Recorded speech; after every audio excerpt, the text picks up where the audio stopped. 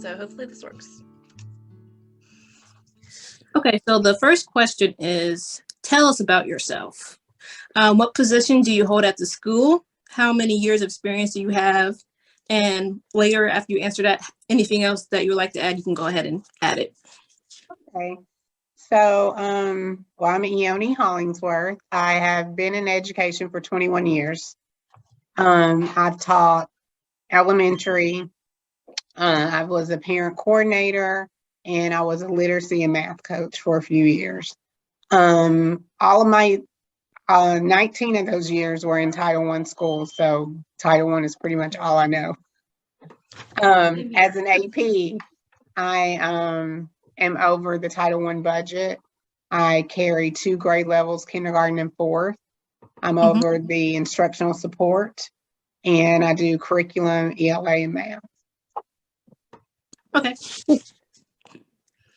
All right. And she's a wonderful AP. Just throwing that out there.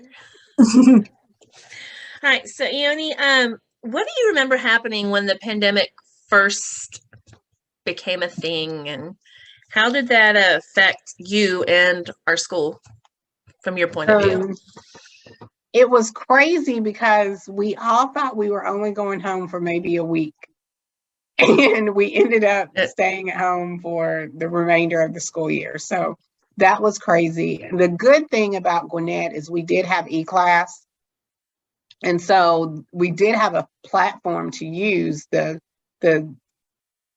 bad side of it, I guess, is that we had never used it in the way that we had to then use it once we hit the pandemic. So it was a lot of, I spent a lot of time on the phone with teachers, encouraging them, like, you can do Zoom. You can, you can do this. It's going to be okay. Just do the best you can.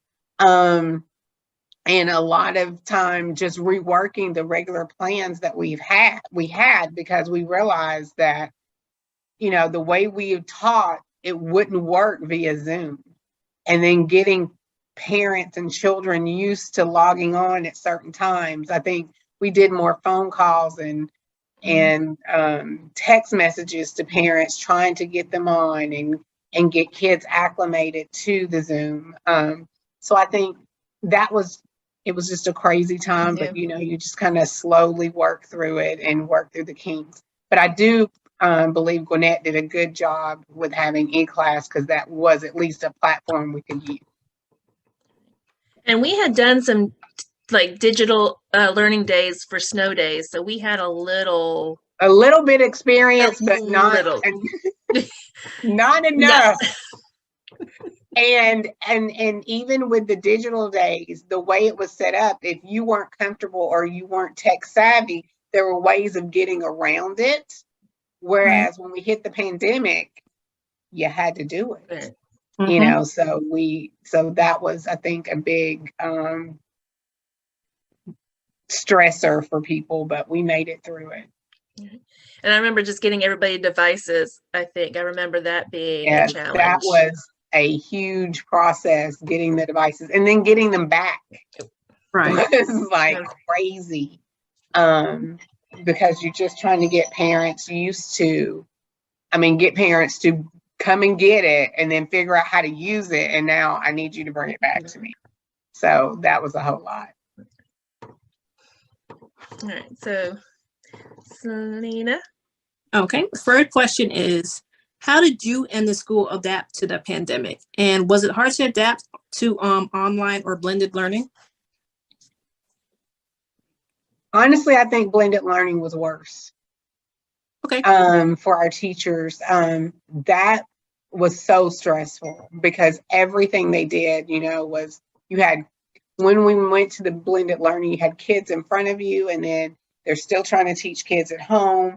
So really and truly, even the children in front of you were online because you're teaching, so it was still a disconnect.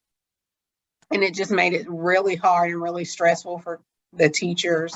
And then when we tried to do just the basic, like running records for reading, it was a long, drawn out process because it was via Zoom. And so it just really stressed teachers out. And I remember doing that because that was when I was instructional support, and you'd have parents giving answers to the kids. So you really truly didn't know what reading level they were on because the parents were helping and Yeah. So I remember. Yeah. And then assessments, the same thing. You have kids at home making 100s, and then the kids in the classroom who are with you, making those normal grades. Right. And so you just, there was no truth in grading. It was just a mess. Mm-hmm. How is your school doing? How did we do online learning, and what applications, tools, or technology did we start using that maybe we weren't using before?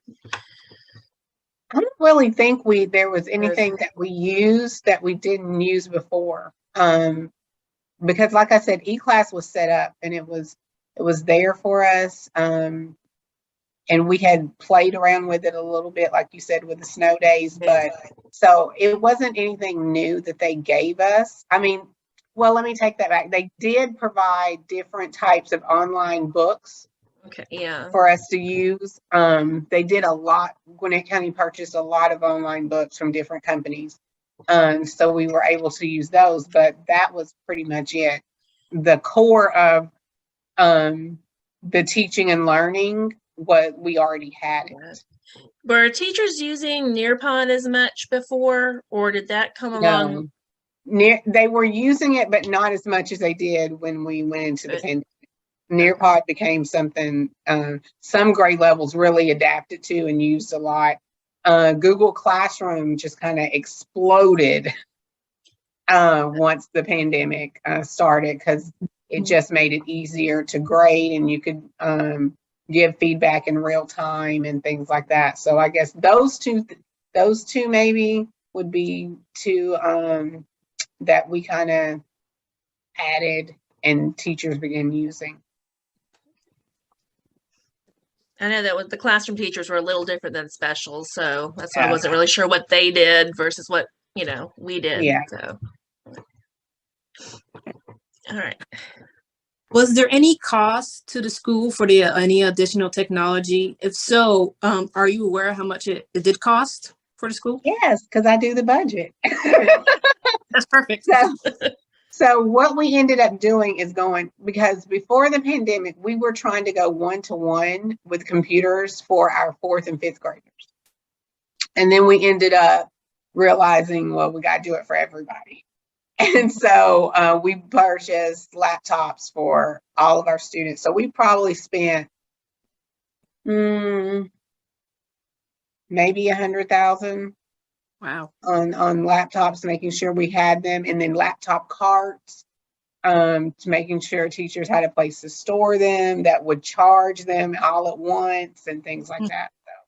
So I thought they came from the county. I didn't realize some of them did, but the majority of them we purchased the title. Yeah. I didn't realize that. Yeah. Was there any training needed for this technology for, I guess, like with parents, with teachers? Did Barbara, how did we handle? Barbara, who is our LSTC, did training like with Nearpod with grade levels during the pandemic. The grade levels, we have our techno rangers. Those are teachers that are tech savvy, and he would teach them things, and then they would go to their grade levels and teach their grade levels. So there was a lot of that going on during the pandemic. I mean, even before the pandemic, but during it, for the Nearpod, for the Google Classroom and things like that, to teaching them how to use it, how to use the online books and resources that were available. All right. Number 7. So I guess for the online, when you guys were online only, how were the courses developed? Were the teachers making their own courses, or were the courses provided to them? They were provided from the county. So our county there are county coaches that were in the schools. And so literally probably each week they would provide lesson plans for that week and push them out to us every week. And so we could take them and use them as is, or just adjust them based on what our kids' needs were. You kind of answered this in some of the other questions, but what other ways were the faculty supported? And if there were issues, who were the go-to people that the teachers could reach out to? Well, the APs, of course. Like I said, we as APs, we talked and coached teachers through the stress of the pandemic when we were at home. I think I worked harder at home than I did when I was at work, and longer hours because you're on the phone so much, just checking on people and making sure that they were okay. So I think we supported that way. We did a drive-up luncheon for our teachers. We just tried to do things to keep everybody together because we were so separated, and to make so people would see that we still love you and we still miss you, kind of thing. And so we did our drive-up luncheon at the end of the year, and so I think that was during Teacher Appreciation. I think so. Yeah. Yeah. So we did different things trying to just keep that connection with teachers. And we still had our Zoom faculty meetings, didn't we? Yes, we had our Zoom faculty meetings every week. And I did for my grade levels, I would do little Zoom sessions just to let people vent or talk about. We did one of my grade levels, we brought our own beverage and had little meetings. I did Zoom sessions with my grade level. So I did Zoom sessions with the kids where we bought our favorite, they could show me their favorite animal or whatever they had in their house they wanted to show me. So I would spend an hour listening to them tell me about their dog or whatever. So we did things like that just to build that connection and keep them engaged. Right. Yeah. Okay. All right. So, sorry. Okay. Sorry. Next. Okay. Have you in the school or any teachers experienced any major issues with the technology? If you did, what was the solutions? I think probably the biggest issue, like during the pandemic, was internet access. Right. Trying to get hotspots to people because we realized a lot of our parents didn't have internet. Gwinnett even tried to do the internet buses where the bus would go in a neighborhood so people could have internet. They just tried a lot of different things. I think the biggest thing was the internet, and some kids couldn't get on because it was just slow, or if there were multiple children in the house, they all had a device trying to get on this slow running internet. So I think the internet was our biggest issue. Okay. Yeah, I remember some of that. Yeah. Like they couldn't watch the videos because the videos would drag and things like that. All right, so the last question is kind of a three-parter, so I'm going to break it up. But overall, how do you feel about the education system's response to this pandemic? I think we did the best we could and the best that we knew how to do at the time. That was uncharted territory. We knew kids had to learn. We knew that we had to keep teaching children. We just wasn't sure how to do it. And so we just did the best we could with what we had. And I remember when we started that following year, the staggered start. How did you feel about the staggered start? It was 3 first day of school. It was hard, even this year, because we did some sort of a version of a staggered start this year.